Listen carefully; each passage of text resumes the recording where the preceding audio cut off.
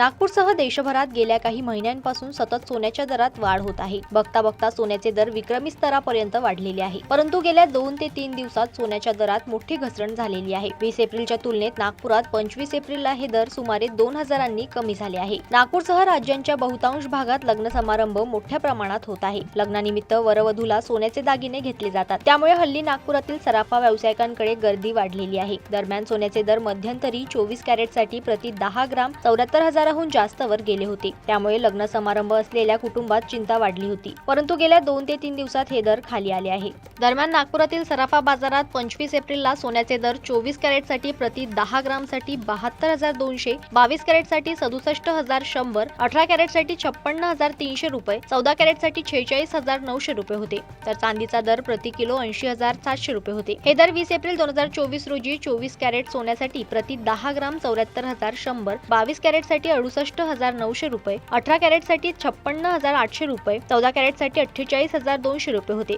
तर चांदीचा दर प्रति किलो 84,100 रुपये होते। त्यामुळे नागपुरात 20 एप्रिल 2024 या दिवसाच्या तुलनेत 25 एप्रिल 2024 या दिवशी सोन्याचे दर 24 कॅरेटसाठी प्रति 10 ग्राम 1,900 रुपये, 22 कॅरेटसाठी 1,800 रुपये, 18 कॅरेटसाठी 1,500 रुपये, 14 कॅरेटसाठी 1,500 रुपयांनी घसरले। तर चांदीच्या दरात किलो मागे तब्बल 3,300 रुपयांची घसरण झाली।